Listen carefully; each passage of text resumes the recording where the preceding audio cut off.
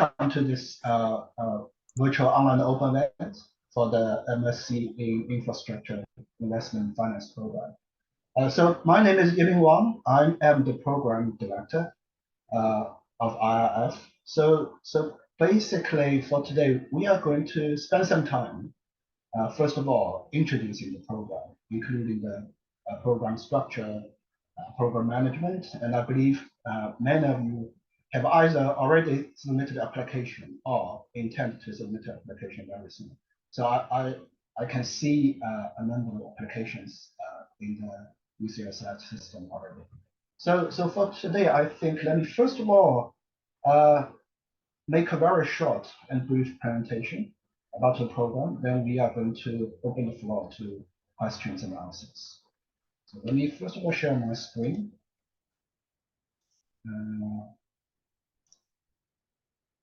And then make sure. So can I check everyone can see my screen at the moment? Yeah, that's good. Okay, that sounds good. So let me give a very brief talk about the program. So I'm going to talk through basically 4 steps. First of all is an introduction about the background of the program. So history, its current status, and our aspiration of the program. Then I think almost all of the applicants are interested to know more about program structure, even though everything is almost very clearly stipulated online in the UCL websites. But still, I'll spend some time talking through the curriculum. And thirdly, I'm going to introduce the program management structure, and certainly including me myself, I'll show you some contact information just in case. And finally, as I said, I'm just going to open the floor to question and answers.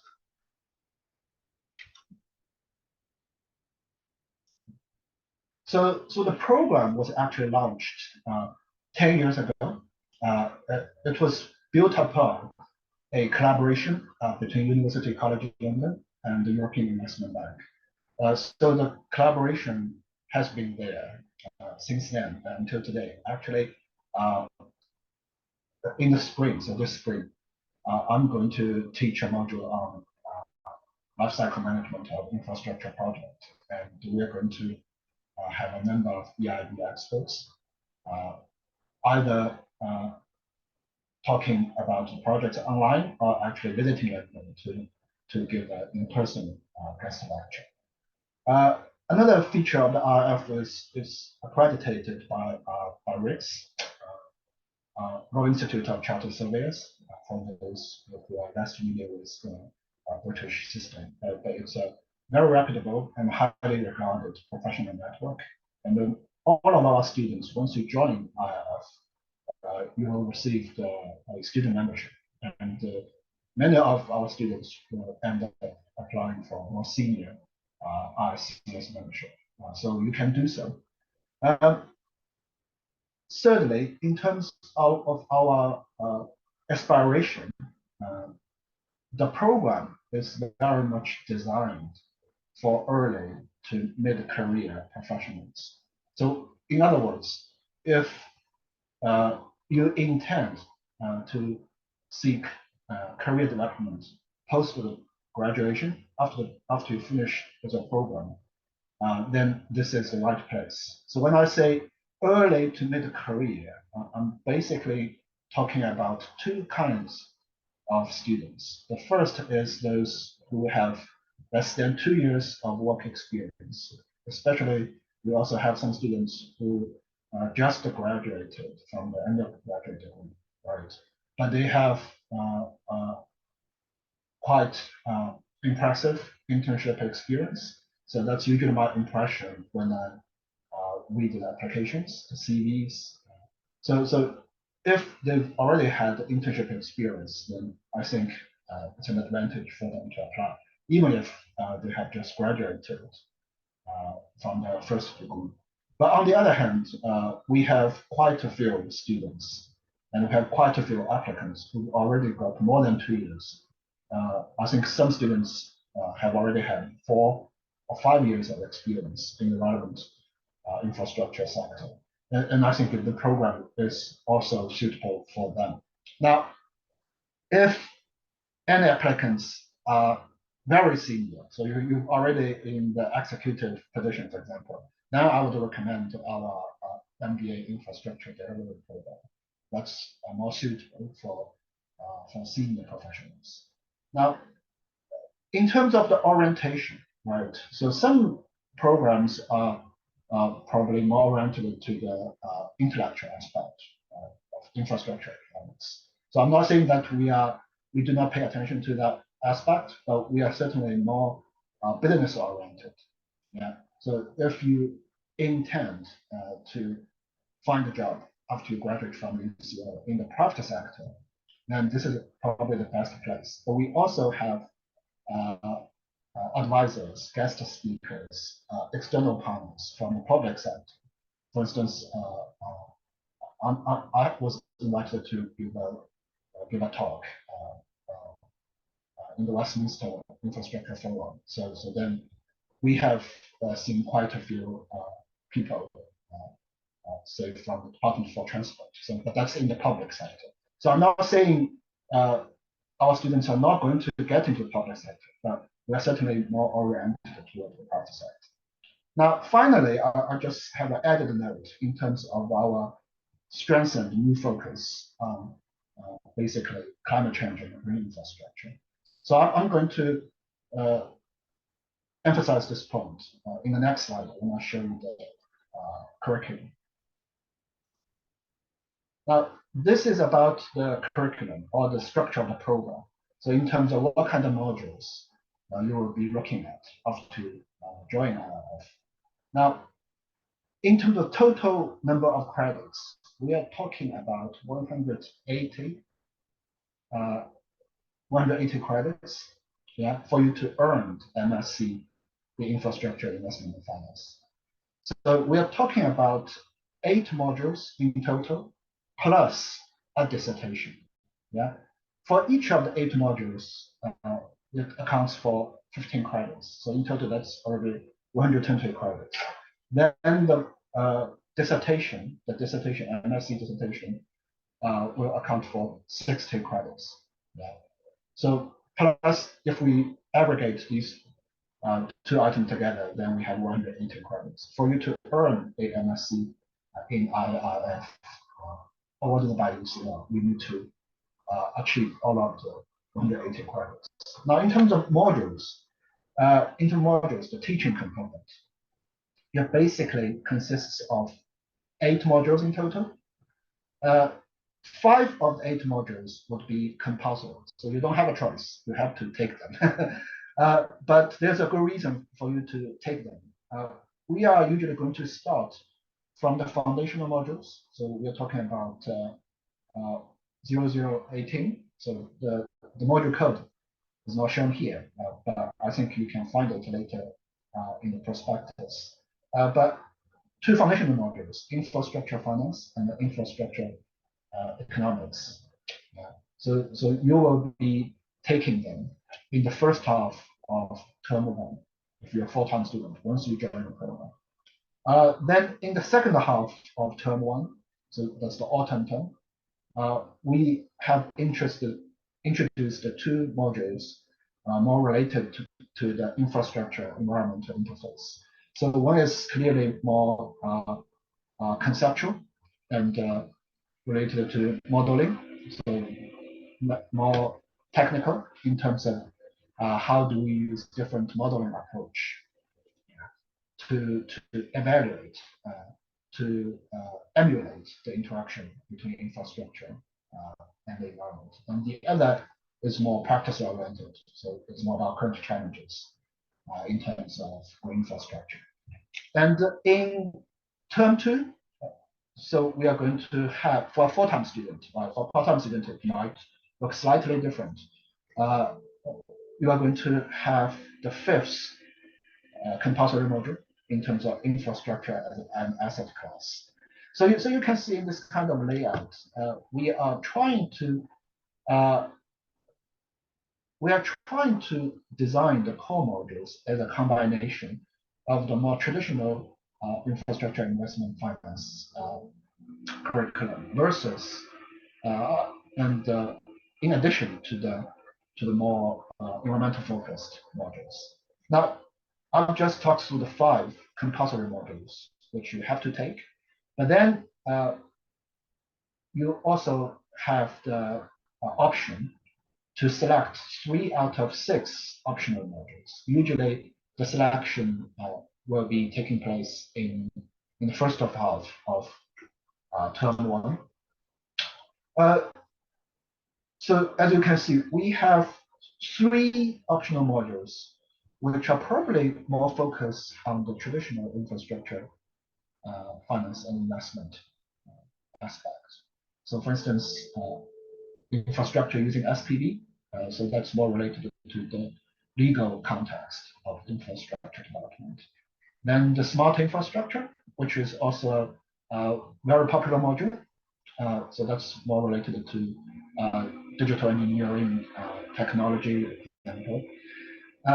and finally, this lifecycle management of infrastructure built assets. So this is a module I'm going to lead myself. And as I've just mentioned, we're going to have experts from European Investment Bank to talk through a number of case studies ranging from energy, transport, digital technology, and I think waste management and the water sector. So different case studies in different sectors, all related to whole life management and whole life costing of infrastructure built assets. Now, because we now have a strengthened focus on green infrastructure, so for those students who are more interested to delve into this intersection between infrastructure and environment and climate change, so usually they are going to take the second set of modules. Yeah. So one is regarding climate science, technology, and policy. The second module is carbon accounting, and finally green finance. So I'm showing you basically 2 routes, yeah, 2 routes in the optional modules. But I'm not saying that you have to follow the 2 routes. For instance, if you want to take infrastructure using SPV, but in the meantime you want to also take carbon accounting and green finance, you can do that. Yeah, as long as you meet the credit point criteria, you still select 3 out of 6. So I think this is a very important feature of the RF curriculum, because basically when you make the selection, when you decide which optional modules I want to take, you are taking into account your individual aspiration, individual circumstances. So we give you the option to select 3 out of 6 optional modules. So for a full-time student, usually these will take place, the 3 modules plus infrastructure as an asset class. These will take place in the spring term. Yeah. For a typical full-time student, your summer term will be entirely devoted to the dissertation. But I'm not saying that you should wait until the summer. Instead, most of our students submitted the dissertation proposal in March. Yeah, in March. And then they can spend the summer collecting data, writing a dissertation. So this is a typical program structure.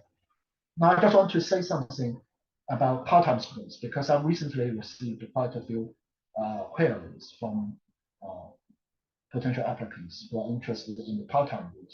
Now, this will look slightly different to our part-time students. For instance, if you can only take 1 day off per week, then in your first term of the first year, you usually take infrastructure economics. Yeah, because this will usually take place on Tuesdays for the first half of term 1. Yeah, then again, for the second half of your term 1, you probably will be taking conceptualization in human infrastructure, environmental interaction model. Yeah, so usually it's still on Tuesday. So it basically means you only need to take 1 day off every week. So if it's Tuesday, then you take these two. If it's Thursday, you take another set of two. But you have 2 years of time to finish all of these modules. And in term 2, again, you can decide which modules I want to take if you can only take 1 day off per week. Yeah. Now we also have the flexible route. I don't think I've received any queries this year in terms of flexible route. Flexible route basically gives you more time. Yeah. So full-time students have 1 year to finish. Part-time students have 2 years. And flexible students, they have more flexibility. And then you can decide which modules I want to take first and which module I want to take next. But yes, as I said, so far I haven't received any queries regarding the flexible route. Now, let me go to the program management. Now, at this stage, I think I should let you know the key names at the admission stage. So clearly, you need to know my name. You need to know my contact information, and I think my information is directly listed on the UCL website. Otherwise, I wouldn't have received those queries by email. So the UCL procedures, I can access all of the admission-related materials. I can review applications. But in the same time, I would like to introduce Roberto, Dr. Roberto Cardinale, who's with us right now at this webinar. So he's also going to help me review the applications. So if you have any questions, you can approach both of us because there's a division of labor between us. So if I don't see your applications, then probably Roberto will be able to see applications. Once you join the program, then I will introduce Tahira to you, who's our program administrator. Yeah? But I think for students who are still at the application stage, then basically you just need to know our names.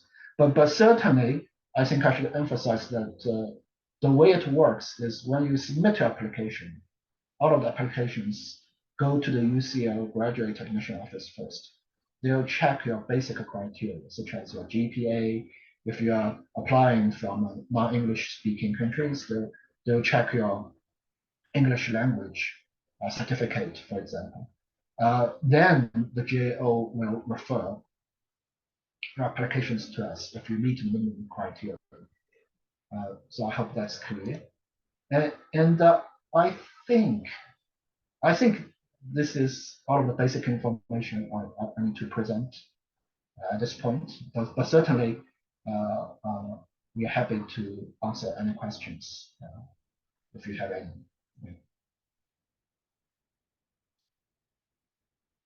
So I'll stop share.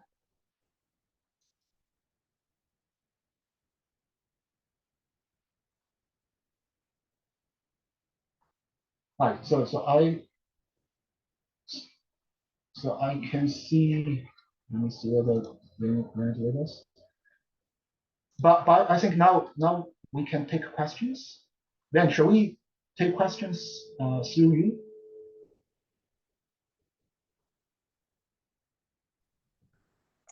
Hello, everyone. If you have any questions, feel free to drop in the chat box so that Yiming and also our staff in the TNL team can help you to answer that. So don't hesitate to ask any questions you may have. Hi, Dr. Yiming. Can you hear me? Hello. Hi, Dr. Yiming. Hi, Yeah. I'm Richa. Yeah, Richard, can you show your face because I think I can see my face. I'm not sure okay. if you're able to see it or not. Yeah, I can see it. Okay. Great. Thanks for the introduction. It's great to understand the course and the layout. Yeah. I have a couple of questions. One regarding the focus of the course in terms of the industry, or let's say the kind of clientele. So what I'm trying to say here is whether is it more focused towards public sector infrastructure, or do you think there's more application in the private sector investment banks or in that area, or do you think it's more focused around IMFs or ADB, those sorts of organizations? So I just want to understand what the tone of the course is in some ways. And you can say that, it's more generalist in the sense that, there's cross application and so just understanding what do students end up doing once they finish the course. So that's my question one. And the second one is around the RICS accreditation.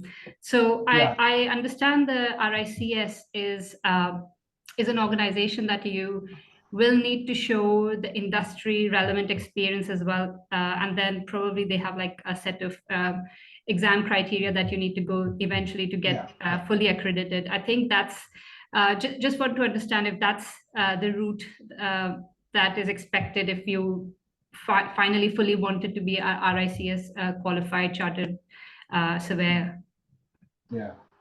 Thank you, Richard, for your questions. So both are very good questions. I think in terms of your first question, so I did mention in my talk that we are probably more focused on the private sector. So when you mention those institutions like ADB, Asian Development Bank, EIB, European Investment Bank. So yes, these are including the UK Infrastructure Bank, right? So these are independent entities, but yeah, they're closely affiliated with the public sector. But I think the way they work is to use the kind of private sector focused approach, to manage infrastructure investment finance. So I think given the historical record I can see, so this is what's happened in the past. We are probably more focused on the private sector, but we actually have quite a few students, former students, who already got work experience. So last year we had a part-time student from the UK Infrastructure Bank. So yes, they've already had work experience in those kinds of institutions. But the perspective we are trying to bring about, so the kind of things we're going to teach is probably more focused on private sector. But infrastructure is an interesting area. It's always closely associated with procurement by the government, for example, PPP, sort of things. So I would say, in terms of infrastructure investment finance per se, it's very much associated with income. But in terms of the career prospects, I think the private sector is still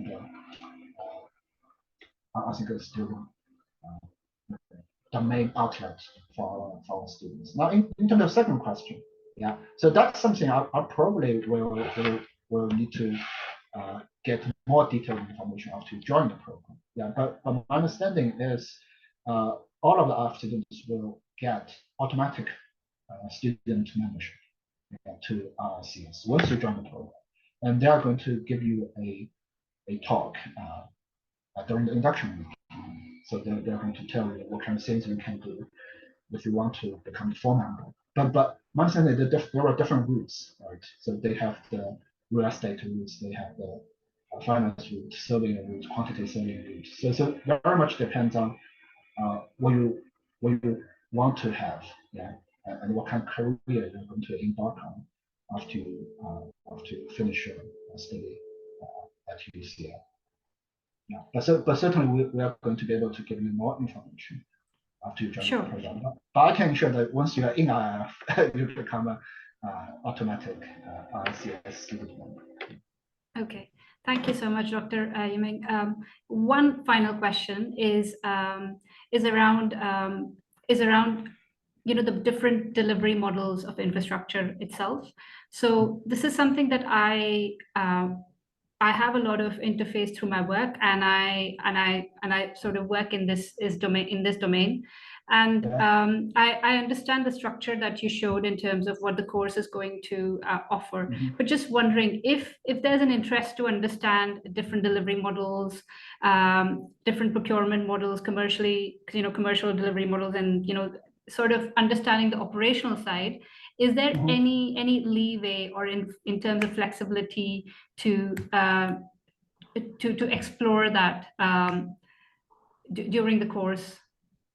Yeah, yeah. So yes, that's a good question again. So I think in our teaching, we are heavily reliant on case study based teaching. So the material we are going to deliver is usually a combination of theory based and practice based components. Now, I think when we say different deliberation models, uh, uh, these will be reflected in how we teach you. Like for example, in my module, how we teach life cycle management. Yeah. So there are different ways of starting from the financing stage to the delivery stage. Yeah. And uh, we are going to teach those things through case studies. So for instance, aspects from EIB will show you actual projects they have conducted.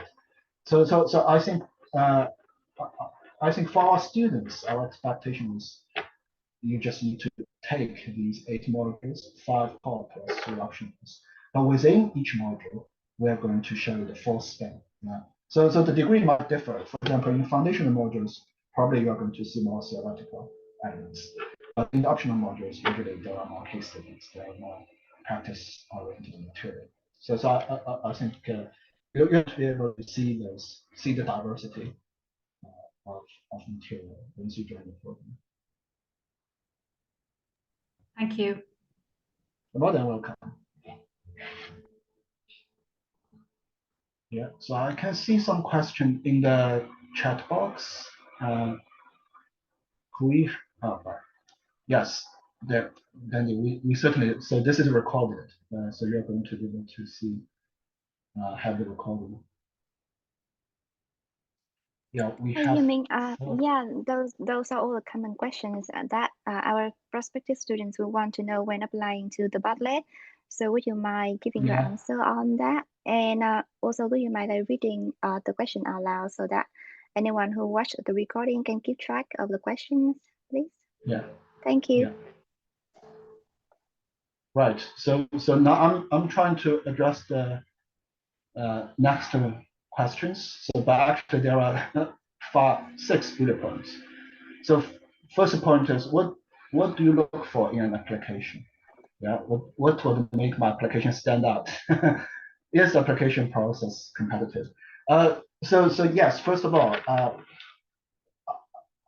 I just need to be clear that the application process, the admission process is competitive. So I just can quote some figures. So last year we received 400 applications.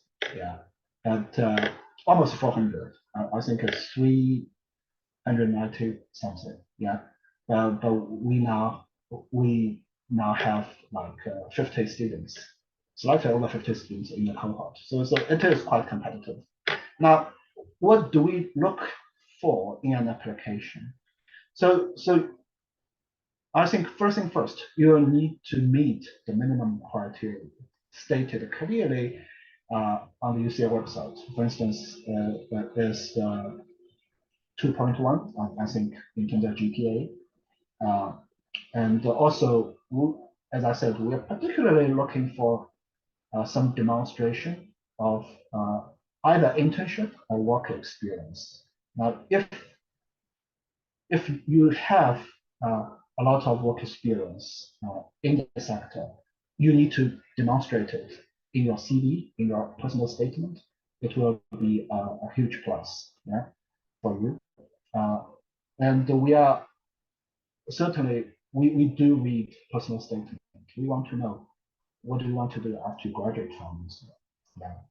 If you can be clear enough, then you'll see your determination. We can see your aspiration. So that's basically the element we're looking for. Now, if you have, if you don't meet the minimum standard, right? So the application might be referred to me and the photo. Then we will have to, in exceptional circumstances, yeah. So I have to be clear about that. Usually, if you don't meet the minimum standard, we will have to decline, I'm afraid. But in certain circumstances, if your work experience, you have many years of work experience directly in one of the infrastructure sectors, then we'll see. And if you have strong reference letters, for instance, from your employer, then we'll see. But then in that case, you need to make a strong case for yourself in your personal statement. So how many students are on this course? Yeah, so as I just mentioned, this year we have, I think 52, so that's the latest figure. So next year we're probably looking at roughly the same class size. But it's basically merit-based process. So it's not like I have to, on the bottom line, we have to admit 50 students. We want to have the right people, yeah, for the program.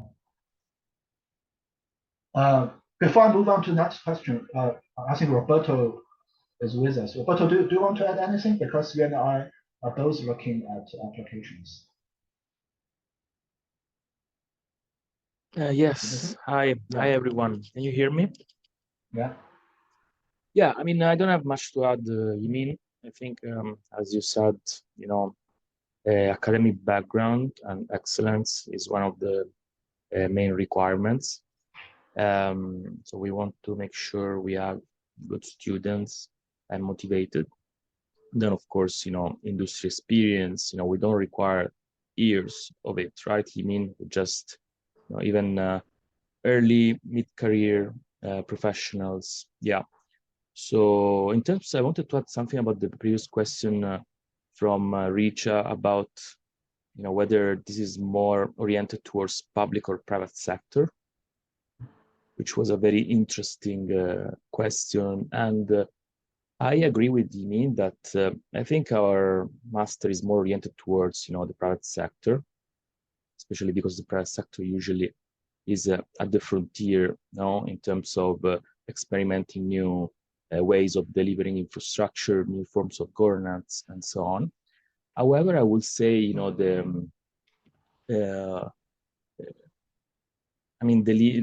borders between the two, between public and private is always more difficult to understand because the public sector recently, used the private sector to deliver infrastructure, and the other way around, the private sector somehow makes partnership with the public sector. So the two these days are mixed, sometimes are difficult to really be identified, public and private interest in infrastructure delivery. So, for example, in my course, infrastructure as an asset class, we are going to discuss about these issues, where the public interest and where the private interest begin and the other way around. So I just wanted to add something about this very interesting question.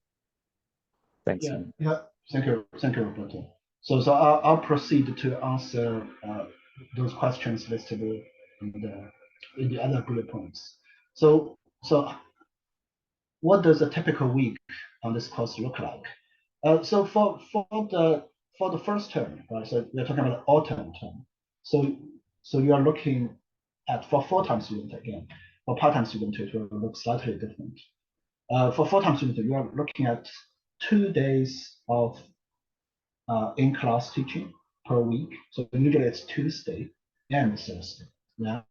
Now in term 2, because you're going to have optional modules, then it will depend on your choice. For instance, my module on life cycle management will take place every Monday. So the teaching structure or the length of teaching is usually from 9 to 5 o'clock, partly to accommodate the need by part-time students because they can only take 1 day off, and if they do it on Tuesday, then it's whole day teaching from 9 to 5.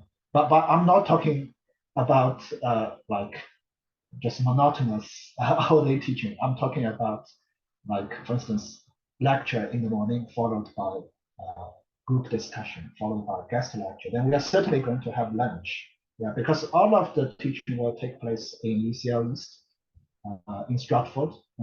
If you can, I would encourage you to work on the UCL East Campus in Stratford. It's a magnificent building. And you can see the site for yourself. Very exciting teaching space. So we are going to probably have a lunch break. Then we return to the classroom. Then I think this relates to the next questions. Is there any field trips, field site visit or work experience? So I think for some of the modules, there's a field site visit component. Yeah. Now, if you're talking about work experience as a kind of internship, I'm afraid we do not offer that directly. Yeah. But because you only have 2 days of teaching per week, I know some of the students actually if apply for jobs. Yeah, and some of the students actually, if they're part-time, they actually have a full-time job. But we don't directly offer like internship opportunities, but we do offer and we do organize career events. Yeah, so that will be probably organized through UCL centrally. But we will have some. For instance, we do have a financial modeling workshop led by practitioners. So last year and this year, the workshop will be led by practitioners from a company called Evo Infra. So it's specialized in infrastructure finance and modeling. So that's the sort of activities we have, and certainly we have social events. We currently do not officially organize networking events, for example, with former IF students, but I've already spoken with our student reps in terms of self-organizing these events. Yeah. So Fadan, Fadan is one of our student reps. Do you want to add anything in terms of? Yeah, so in terms of, I can add a few things in terms of workload and the student experience, and secondly, in terms of opportunity. So I would 100% say that all of you who are interested in joining here as full-time students, you need to be aware that the course is pretty intensive. I mean, we have been here for a month and a half now. And the fact that most of you will be international students, there will be a lot of things just apart from studies that you also have to account for. And while you're studying, you might think that these are just 2 days of classes, but the classes require you to have some kind of background reading. And what I noticed in the cohort, different people come from different walks of life. Like there are people with 5 years of experience, there are people with 2 years of experience, there are people with different backgrounds. Like for me, myself, I came from engineering, but I noticed that there are people from finance, there are people from law. And what happens is that there is a different benchmark in terms of the knowledge level that everybody has. So people have to catch up. So depending upon where you come from and what you do and how much experience you have, what relevant experience you have, your amount of workload will be rather determined by that.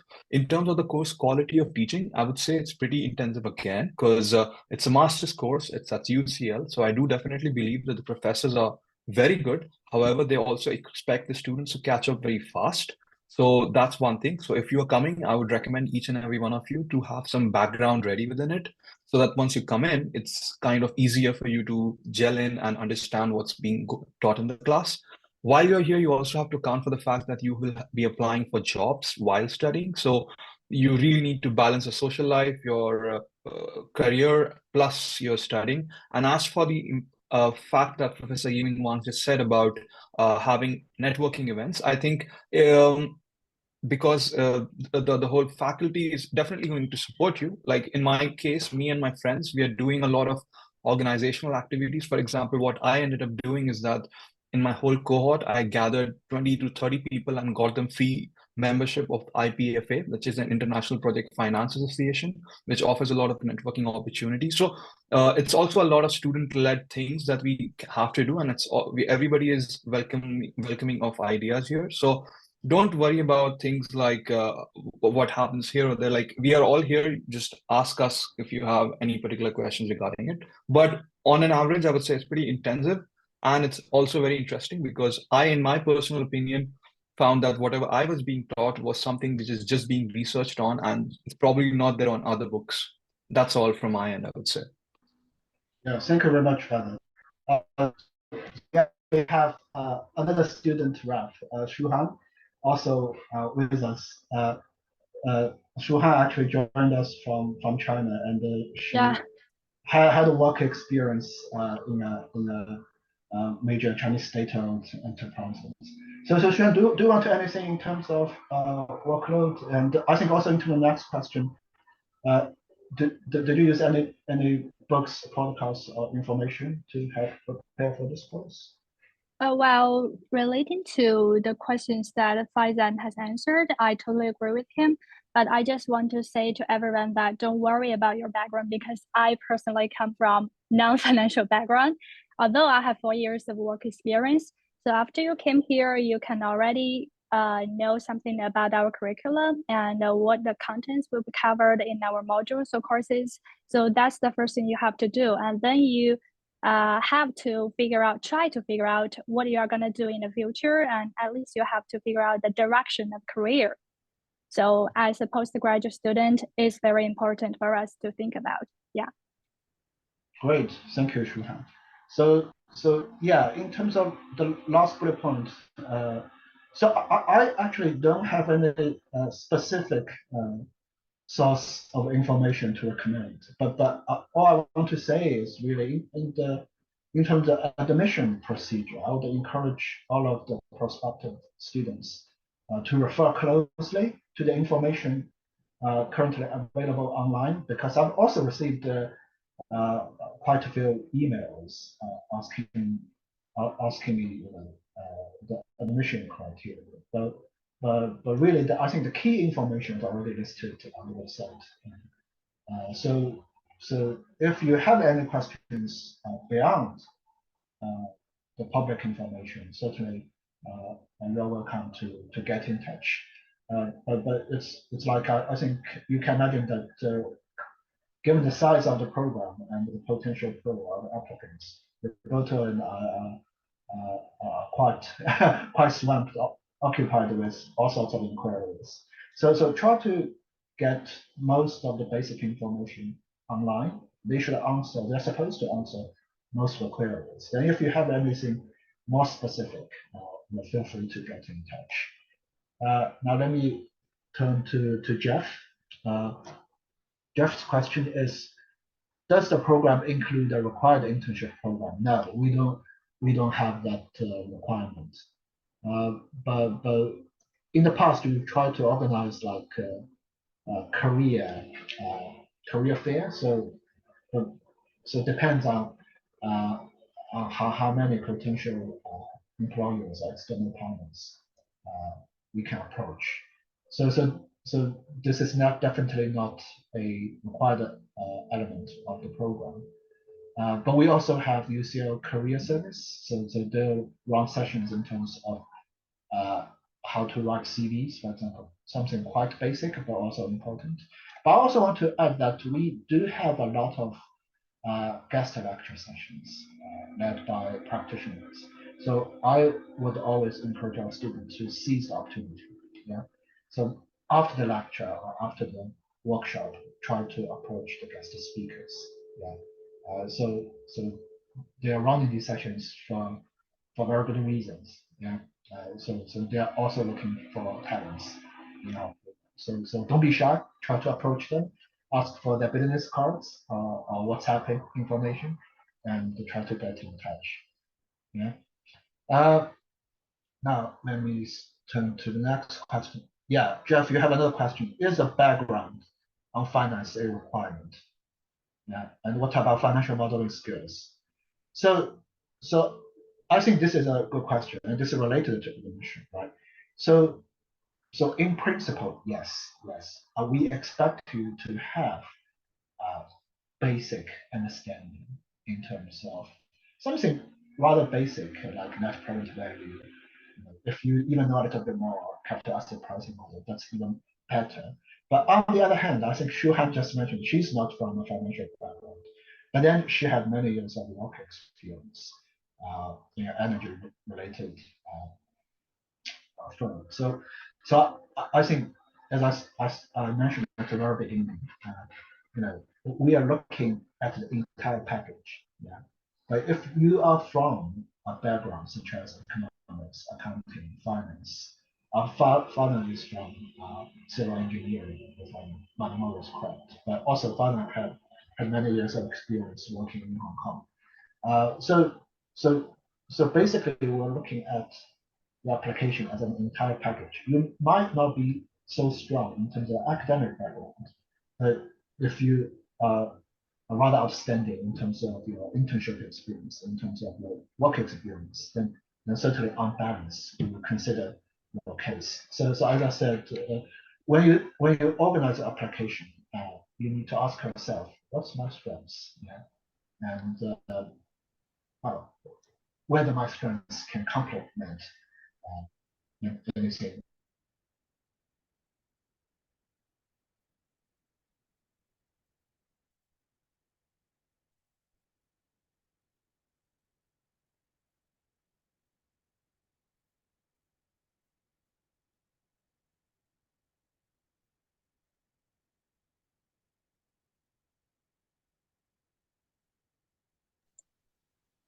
Hello, Yiming, are you still there?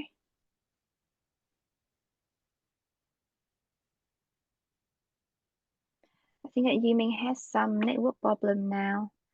Should we wait for him for a couple of more minutes? Or Roberto, would you Yeah, like to I wanted to answer the rest of the question? yeah, Yeah. I take this opportunity that Min as a connection problem. I wanted to add in terms of what Min said before concerning, for example, approaching our guest lecturers, which are industry leaders. And you definitely have to take this opportunity. So I encourage you to do the same. At the same time, I would encourage you, to take the opportunity of the dissertation as, to create a bridge between your master and your future job. Or this could be, if you had a previous job, before the master, the master and the dissertation could be an opportunity to make a career shift. For example, you were in finance before, now you want to work in the infrastructure industry, for example. So the dissertation is quite important, as you could see, in the program. So, you will spend a lot of time on it. So I think it's a great opportunity to, identify some of the industry needs, something that not many people have researched, something that managers see as a problem, and that you actually have the opportunity, the time, and especially, the support, the academic support from an excellent school to research something new, and to propose, your study after you finish the master to industry leaders, also with the support of us, because also we have contacts in the industry, we know the sector. So I also encourage you, to exchange your opinions, your ideas with your professors. This is also very important and also a great opportunity for you. So yeah, I just wanted to add this as an advice, to take this opportunity in a proactive way. Yeah. So thank you, Roberto, for stepping in. I think I've just lost the connection. I think I was answering Jeff's question regarding financial background. Yeah. So I think now the next question is by Jagger. Did I pronounce your name correctly? Or Jagger? Jagger. It's Jaeger. Jaeger. Okay. So in terms of remote attendance, I'm afraid no. So because clearly COVID is already gone, so we are implementing face-to-face teaching. So for all of the modules, official modules, you need to attend in person. Now, in terms of dissertation, there are certain expectations. If you're international students, then you need to be in the UK. But then into dissertation is more like flexible. If your supervisor is going to meet you online via Skype or Zoom or Teams, yeah, that's okay. But for the official modules, the expectation is to attend them in person. So Thank you. So I think it's, yeah, we almost covered all of the questions, right?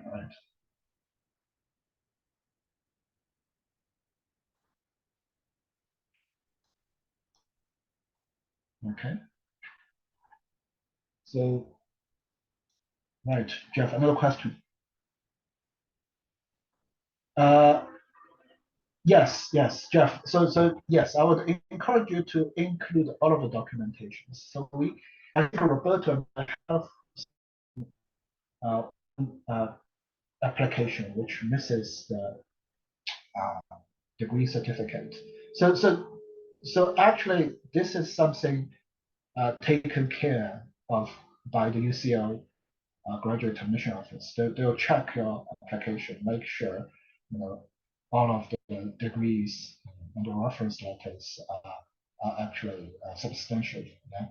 So I would encourage you to include all of the information in your application. If you are currently on, so when you say unfinished, are you saying you are currently enrolled on another master's program, or you just have left the course without the that degree? Jeff? Yeah. Hi, Yeah. Dr. Yim. Yeah, so let me just elaborate on that. So back in 2013 to 2015, I was doing a part-time Yeah. program, but Yeah. some work deliverables needed my time. So I had to be full-time at work and wasn't able to, I was short of Okay. the requirement, but I was Yeah. able to Yeah. finish the coursework and Yeah. the comprehensive exam. Okay. Okay. Yes. So I think I mean I think it's a plus. It basically shows you have received some trainings, but but basically if you listed it in your CV, then you can provide evidence. But in terms of the minimum requirement, I think the UCL requires you to have a first degree in the relevant subject area, right? So if you have already had a first degree in economics, finance, accounting, etc., then, then your unfinished master's program is not really a deal breaker, right? So it's up to you. But I think it's not necessarily a bad thing because it shows us that you have done some trainings in the relevant subject area. So if you have it in your CV, then you can provide it as an additional document as evidence. Yeah. Does that make sense, Jeff? Yes, got that. Thank you. Thank you. I think we probably have 5 minutes left for the webinar. Yeah, hey Yiming, so about the last question we have about the English requirement. So I have like published in the chat like further links for you to explore about the English requirements. And as Yiming already confirmed this, so Yeah. if you don't have like any English certificate yet, so feel free to still like apply to the course. And then you can totally like submit your English certificate after then. So if your application is successful, you will receive the conditional offer. And once you can submit your English certification, so it will be updated to unconditional offer. So I've sent you all the requirement and also the instructions on the English certification requirement in this chat. So you can feel free to explore it. Yes, just want to add that. Yes, great. Now it's great to be able to speak to potential applicants, prospective students online. So if you need any more information, so you have my email and also Roberto's email. So do get in touch if you need more clarifications on top of the information available on UCL's website. Okay.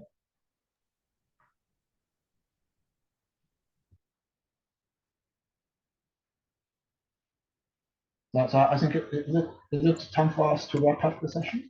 Yeah, we can definitely wrap up now. So thank you very much, everyone, to attend our open day today. And if you have any questions, as Yiming said, feel free to reach out to Yiming or Roberto or our admission teams. Yeah, so we will be very willing to support you. Thank you so much, and hope that everyone have a lovely rest of the day. think I will end the webinar now. And then also like there will be recording available on our YouTube channel. So if anyone wants to rewatch it for further information, you can find it on our YouTube channel. Thank you. Thank you. Bye for now. Thank you.